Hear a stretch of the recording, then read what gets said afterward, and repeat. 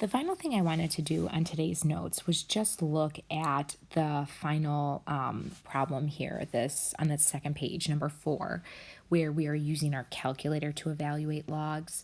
So this problem is about students in a pre-calculus class given an exam, and every month they're going to be tested with an equivalent exam.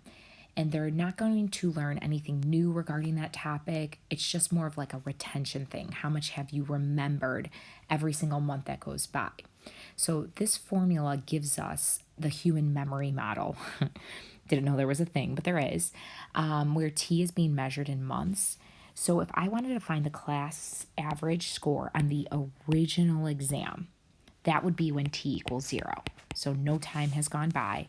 What we could do is in our calculator type in 80 minus 17 log, and then we can type in that 0 plus 1, and then when we hit enter, we'll get the original score, the class average, which would be, looks like 80%.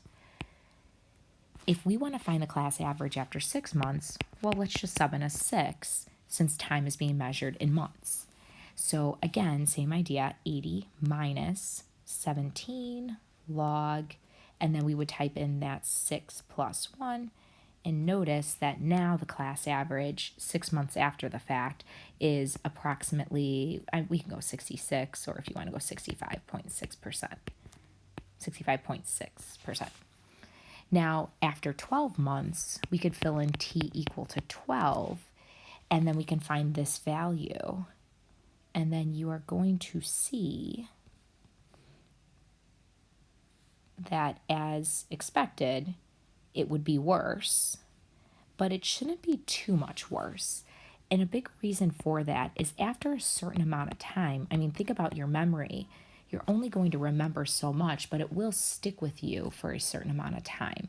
So we're seeing this, obviously, the score decline as time goes on, which would be expected after taking an exam.